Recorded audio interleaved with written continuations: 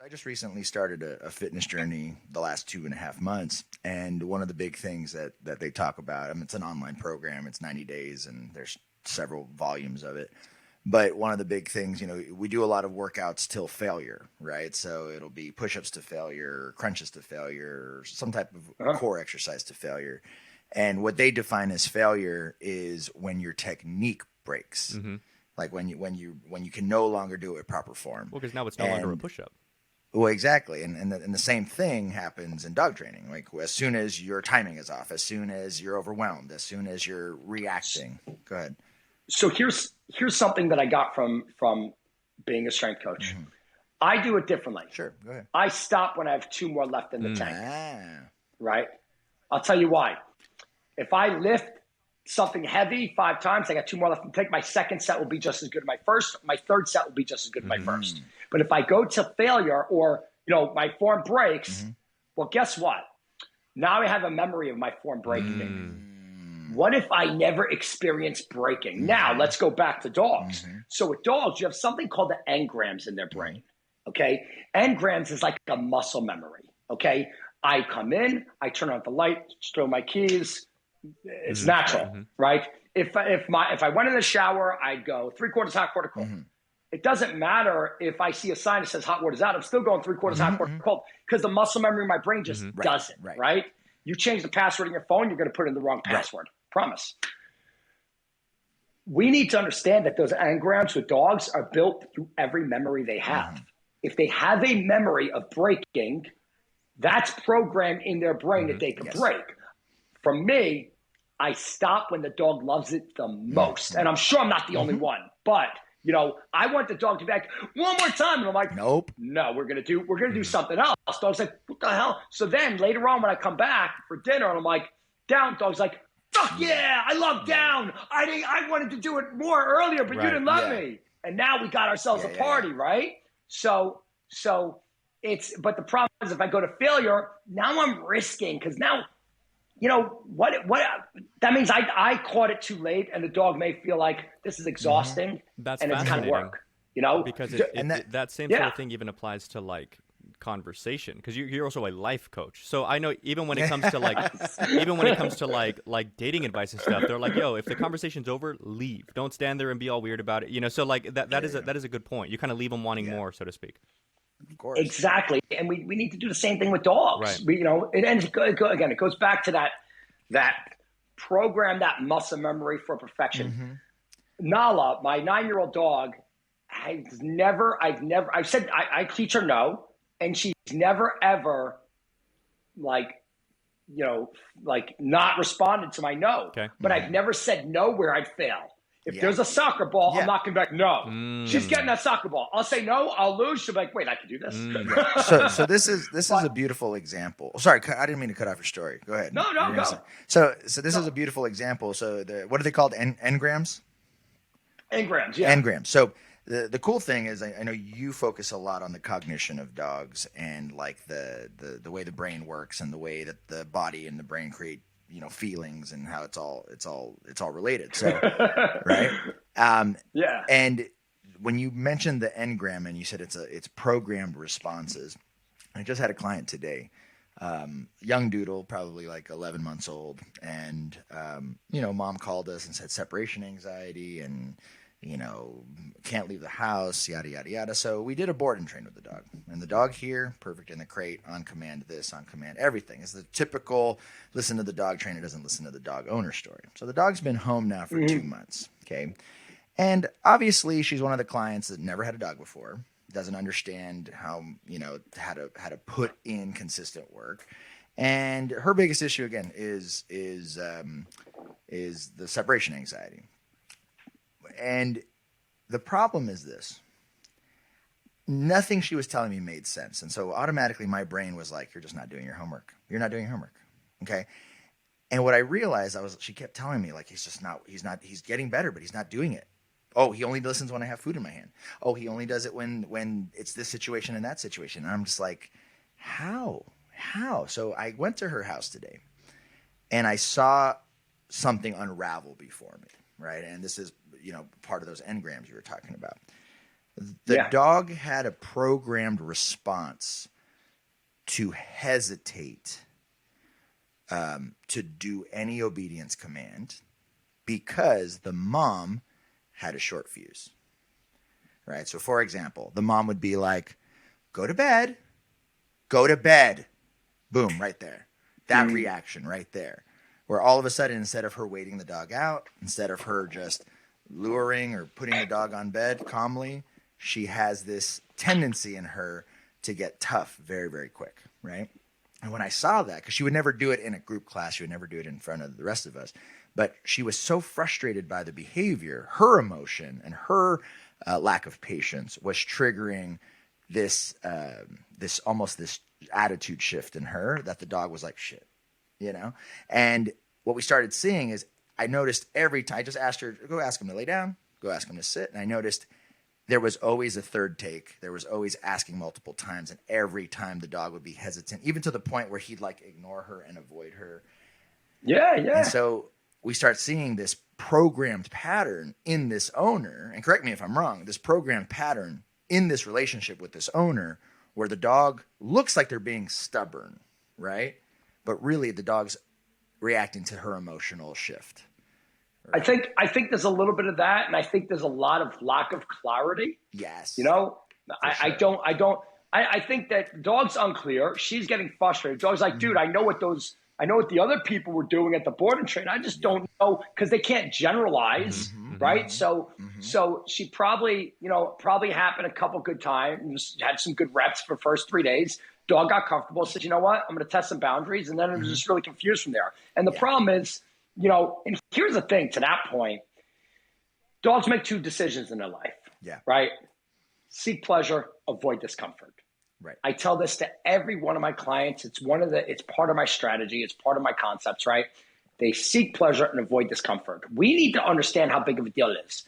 Make a list of it. If you're a dog trainer or a pet owner, make a list of everything your dog finds pleasure and everything that the dog finds to be discomforting. And I guarantee you, if you didn't put at least 16 things that you do, you didn't make that discomfort list appropriate.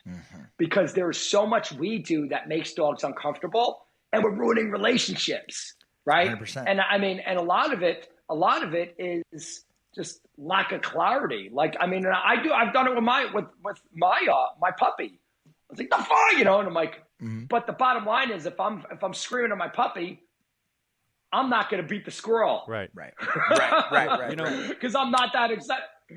Well, here's a couple of a couple of things I want to get your take on. They may be a little bit off the beaten path, but again, I have yet to be able to speak with a strength coach, life coach who does dog training. So we were talking first then, like in chronological order, of Brent's story and talking about memory and like, I put in the wrong password. From a strength coach, life coach's perspective, how do you go about breaking these patterns? Breaking the patterns that the engrams are already, formulated in people or dogs. So that's a very good movement. So check it out. Let's say I'm doing a back squat and I've had bad form, but I could back squat 315 pounds and I need to reteach that. Well, I'm going to probably start with body weight. And I'm going to teach you a body weight. And when you do 10 perfect squats, I'm going to add 10 pounds. And with 10 pounds, so we start from the ground up and rebuild. We don't just try to correct what we have right there. So, for a dog that has patterns of reactivity and memories of reactivity, and when it sees a dog, it's an emotional condition response. Well, now we have to manipulate the neural pathway that the emotional system is traveling to. And that takes a program. That's not, we need to literally change the way this dog feels. And you know what we're not going to do? We're not going to do it around a dog. I'm going to sit here.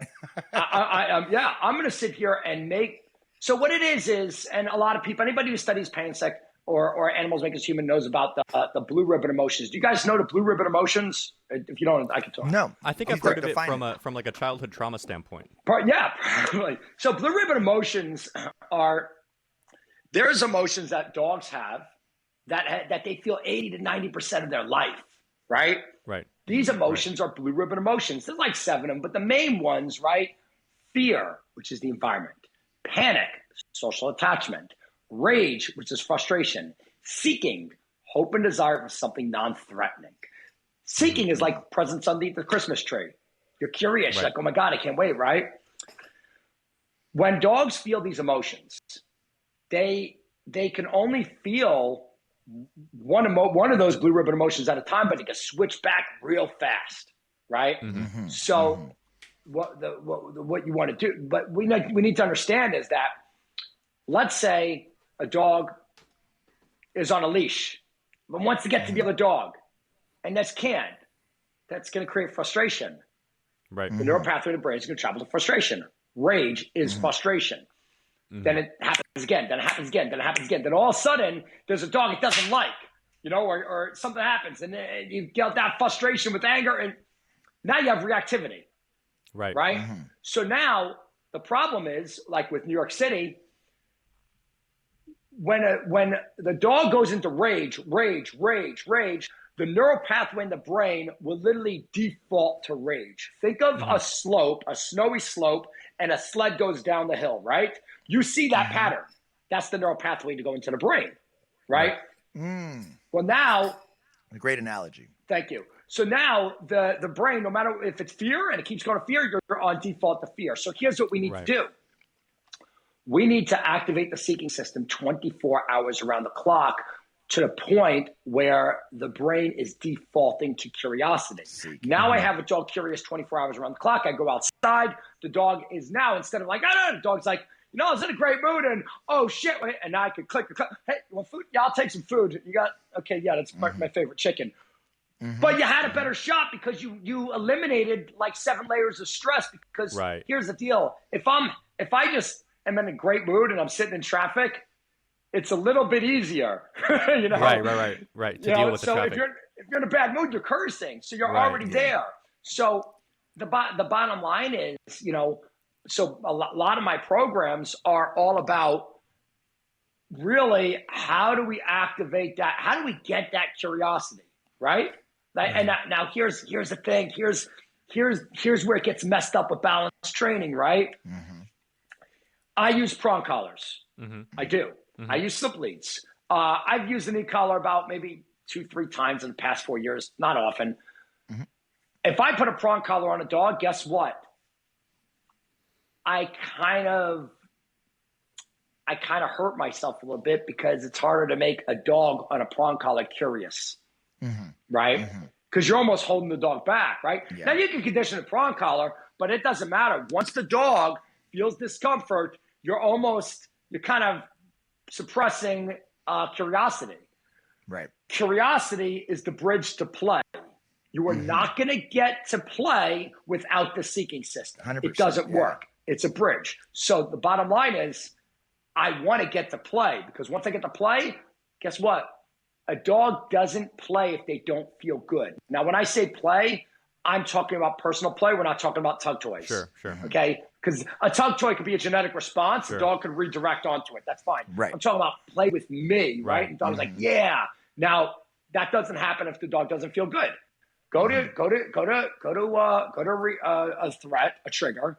Try to play with your dog without a toy and see what happens. Right. Yeah. That's a measurement. Right. So I sit here and say, what can I do to make the dog curious? Now, if I do use a prong collar or a tool because we need management and my client can't handle it, or I need it, well, then I understand the fallout. I understand everything, and I have to work harder. It's fine. I'm going to work harder, and I'm going to go around that.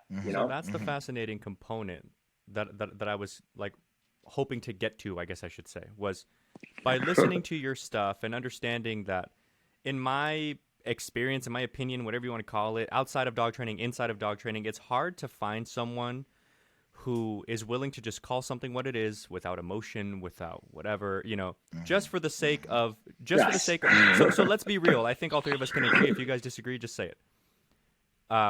So I don't disagree with you that a dog on a prong collar is more invested mentally, let's say. Like they're kind of keeping an eye on the prong collar pressure, meaning like the second they start to pull, if they know what the prong collar is, They're already in the process of alleviating pressure, which means, right, totally. But which means what I'm getting at here is, so I know what you mean by the dog is less curious. However, one could argue that was technically part of the design, because curiosity in a lot of dogs can manifest in a lot of ways that owners don't like. So it's curiosity, right. So I'd rather have the trainer who instead of just kind of like paint by numbers, like, oh well, the prong collar is going to stop this, and this. I'd rather be open to the idea of like, okay, so check this out. Sometimes your dog needs to be curious. Sometimes your dog does not need to be curious. Now I'm going to teach you how to utilize the prong collar when you need to manage the curiosity. When you want the dog to be curious, it's as easy as taking the fucking thing off, and like, you know, and so it's nice to have that sort of like that sort of mix match, if that makes sense. Yes, and here's the deal. Where, you know, I like when it comes, there are dogs that are just overexcited and overaroused. Sure. Mm-hmm. I'm talking about the forward aggressive ones, right? You know, that won't take food outside, that will redirect on you, and that are out for blood, right? I'm talking about the fearful dog that goes into flight every second, that we put a prong collar on because we have to manage it, right? So those situations are really, and again, I use prong collars. I do, you know. So but just like with anything, this is what I tell force-free trainers. This is what I tell balance trainers.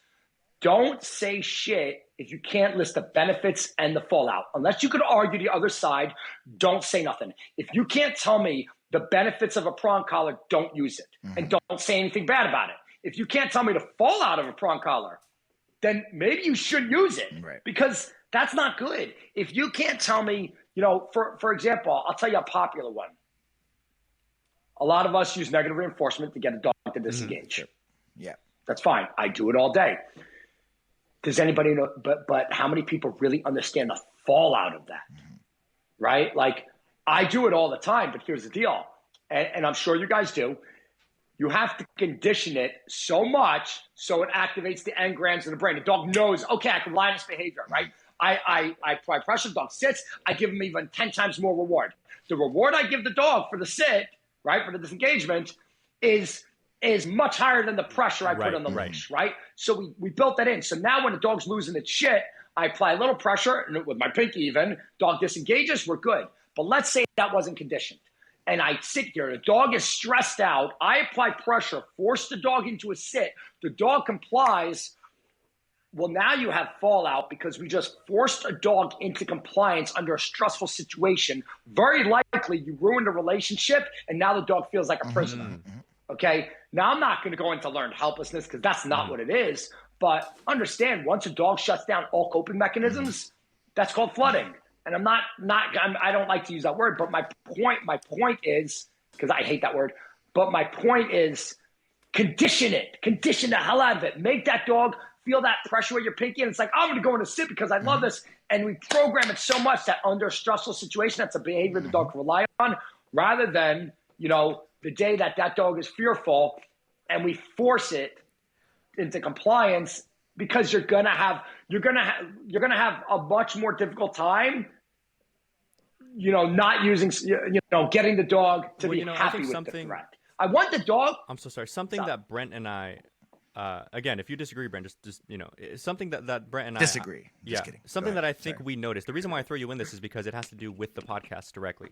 Is the more we speak with people, we've only had a couple of force-free trainers on. It's not for lack of trying. It's, you know, but the two that we've had on, one of which was on twice, they seem to be of this belief, and I think I agree, that force-free trainers, on average, tend to have a better understanding of dog training than balance trainers do. And I think the reason why, like, as you say, and again, if you disagree, it's all good. But the reason, what you're saying to me, which makes me, like, reminds me of this, is tools like prong collars, like e-collars, slip leads, and, you know, yeah, I use them all too. I use e-collars too, you know, a lot, you know. What you were saying, which kind of jogged my memory toward this right now, is I agree with you that a prong collar, I think the reason why this is what it is, the reason why I believe that pure positive trainers on average understand dog training better, They may not be able to do it better in practice, right? That's fair to say. And really good balanced dog trainers, I personally believe, have the edge, which is why I choose to do what I do. Otherwise, I wouldn't, right? So, yeah. So we're talking about averages here, right? Not like cream of the crop necessarily. No, I'm with you. I understand what you're saying. I think the reason why the average balanced dog trainer can get away with knowing less is because a prong collar can force compliance. You really can't force compliance with food. Now, should you force compliance? No. Right, exactly. Right, motivation. Right. But I find that to be an interesting dynamic. Like it's a double-edged sword, and conditioning is the difference, of course, right? So it's fascinating that it becomes a possibility, because that is something I think more people should be aware of. Like, if the dog doesn't know what prong pressure is, doesn't know what pressure in general is, doesn't know how to do with if the stakes are too high right now, you may get the dog to sit, but like at what cost? So exactly, and I think the way I look at it is force-free trainers, okay, they know their stuff, because a lot of them do a lot of studying, their certifications, their credit courses. They got some great information out there. They know the science. They don't work enough dogs. They need to get their hands on dogs, okay? But they all work their own dog. Balance trainers, and I guarantee I speak for so many of us, we work so many dogs, we go home, we don't even want to look at our dog. We're not. Right. I'm not working you. That's true. We have the most untrained dogs because we don't. Our dogs don't know any tricks because we don't. Or they're good enough. They're just good. Yeah, enough. exactly. Yeah. Exactly. Yeah. Like I'm like, you kidding me? So, but the thing is, and I get that, and I think if I was going to give advice to like anybody up and coming, do all your educational courses through force-free. Do all your seminars through balance. True. Done. I really Done. like that. Yeah, that's it. Wow. You'll be straight. Because here's the deal. I want to be able to argue for the force-free side better than they can. Yep. Because then I can crush them when they come after me. No, that's smart. And by the way, they don't come after me. I have a great relationship. I have some force-free, people that really are like amazing, and I love them. But to that point is, here's the deal. How many of us go to balance, like you guys, how many times you go to balance training, a seminar with a balance trainer, and it's just validation? You learn one thing, but most of it was like, you're like, just that validation feels good. I'm not looking for validation. I want to know something I don't. And go into the other camp, I may sit here and it may challenge me. It may be like, I think you're wrong, but let me think about why you're wrong. Right, exactly, right. I mean, and that's fine, but challenge yourself. I always try to sit here and challenge myself to just, everything. I want to know, like I said, I want to know the benefits and the fallout of everything.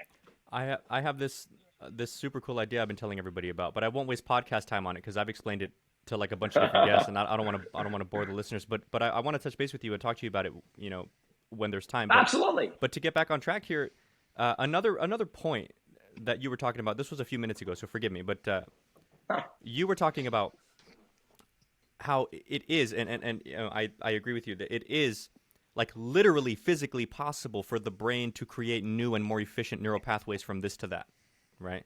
That's in essence, that's what habits are. That's what like these emotional attachments. That's why I know to be excited when I see my mom versus some other woman that kind of look, so. Yeah. Funny enough, because you're the strength coach.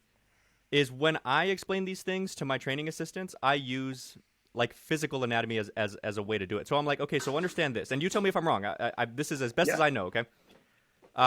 In running, let's say, in building cardio, why does cardio improve? Your heart's not getting bigger like the Grinch. I don't think your lungs get any bigger.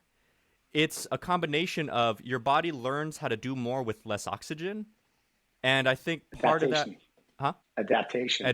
But also part of it, if I'm not mistaken, like the reason why people in good shape look vascular is because the body comes up with new, more direct, and maybe like thicker vein systems to push blood around better. Yeah, that's a whole nother thing. Fibers are being split. Right. More things are. So there's a lot of that. But it's when it comes to that, it's your body is trying to adapt and prepare itself for what's next. Right. So for example, if I sit here and, I feel sick, and then all of a sudden I sleep, your body adapts to that and says, you know what, to fight this, we need to rest. But if we couldn't rest, our body would adapt and say, we need to keep going. Right. Everything's about adapting. And by the way, dogs are too. Dogs, in certain cases, they adapt. But that's a whole. And I get like that's a physical thing versus like the neurological. But I bring it up because it's in my personal experience. Like I'm not in amazing shape or anything, but I've worked out for years and do different sports and stuff for years, and I know how mental it is to push your body physically. And I know that, like, even in that sense, you do have to form different habits, and you do have to like actively tear down habits if that's what it comes to. No, with strength training, I actually consider it like dog training. We talk about stress inoculation, right? You need to put your body under enough stress that it can handle. Right. Right to that point where you can handle it and you don't break. Right.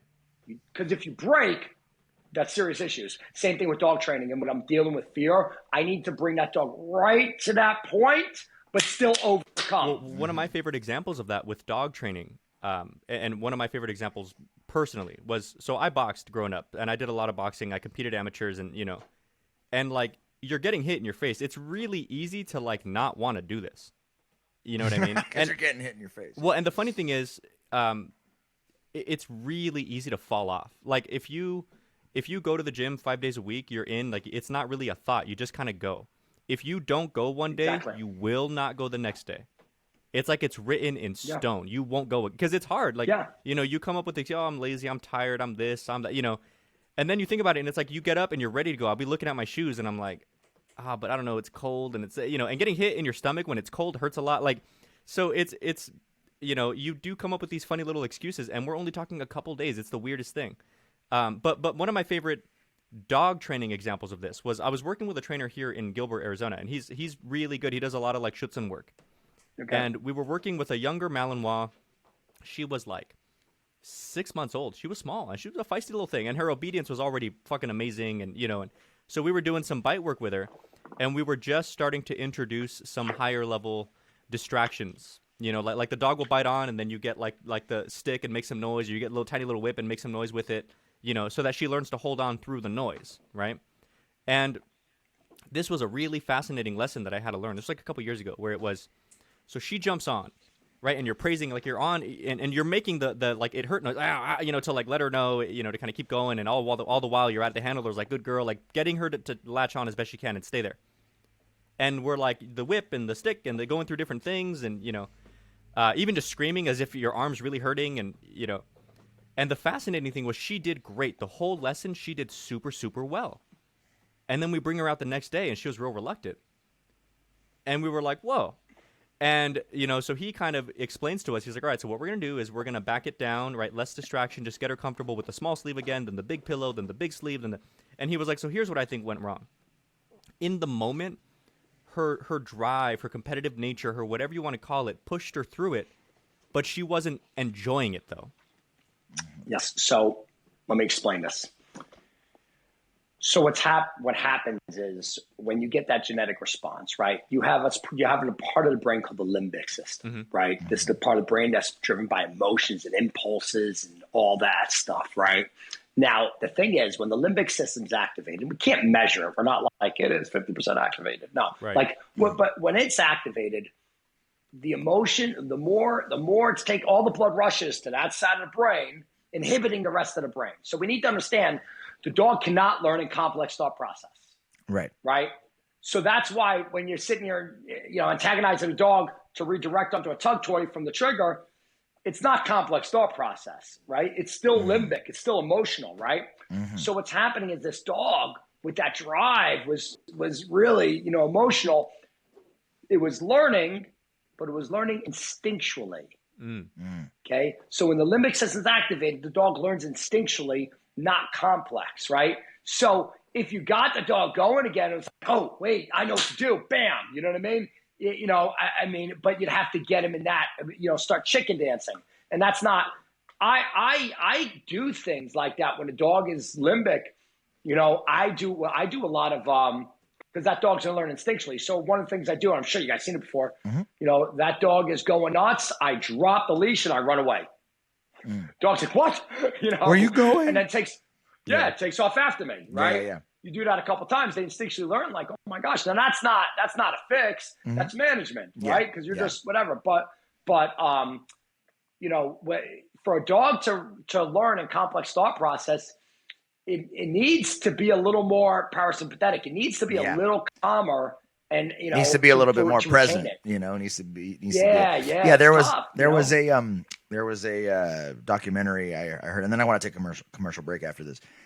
There was a documentary about the Boston bombings, and they were talking about how this investigator was saying, we interviewed people who were in the mix of everything, and they said some of the worst eyewitnesses are the people who suffered the trauma. Right. And that's why they always tell you stories like it all happened so fast. It was all, because they're flooded with the limbic system, right? They're just in fight or flight. You're not retaining information. And so you can't learn under stress, too much stress, at least. I just like Mariano, I was a Muay Thai fighter, right? Nice. Not boxing, but I did Muay Thai. So we at the end of every training session, I have videos of this. We did ab work, right? Where you stand there and they just start wailing on you, right? And then once you get tired of that, then you just have to be like this, and they just wail on you. What this happens is, right? You get so used to it, you adapt, the stress inoculation, that when it happens while you're really sparring or in a fight, you don't go limbic. Right. You don't get emotional. You are able to be in complex thought process and be like, okay, and it's just so it's so much easier. Now, if I got in a fight in the street and then I was pissed off, I'd probably get my ass kicked. You put me in the ring, I could operate. You know what I mean? And it's the same thing. We can't be angry when we do that's it. That you're a boxer. That's that fascinating dichotomy of everything. That's like the Dennis Kruger thing. It's like the more you know, or the less you know, the more you think you know. It's fascinating that all combat sports, maybe all sports, period, dog, human, it's almost like it's making a science out of putting you in an emotionally charged situation, but expecting you to be analytical. Like it's a fascinating. Well, and be strategic. You have that other part of the brain, right? And it's all whatever, but the cerebral cortex is the part of the brain that focuses on working, problem solving, and complex thought process. All the blood rushes to that side of the brain, inhibiting the limbic system. So I could take a reactive dog who knows certain behaviors, right? Because the engram's a program. I could work that dog in front of all these triggers, and it'll be fine because we activated the cerebral cortex. We inhibited those emotions. Doesn't mean it's a fix, but it's but knowing that knowledge between both the limbic, the cerebral, right, can help so many dog trainers say, okay, the dog won't take food and can't hear me. Obviously, all the blood rush to that side of the brain. I'm shut out. Right. So at least understand that you got to ride that storm. But what's happening is we're seeing that and we're popping leashes. What do I do if I sit here and pop a leash to a dog where the limbic system's overriding, right? Guess what? I guarantee you undercorrected that dog, which just created more frustration, right? So the bottom line is ride that storm and manage. I'll hang the dog at the end of the leash with my hand up and until it calms down. I'm fine with that. That's management. I don't sit here and convince somebody and say, that's training.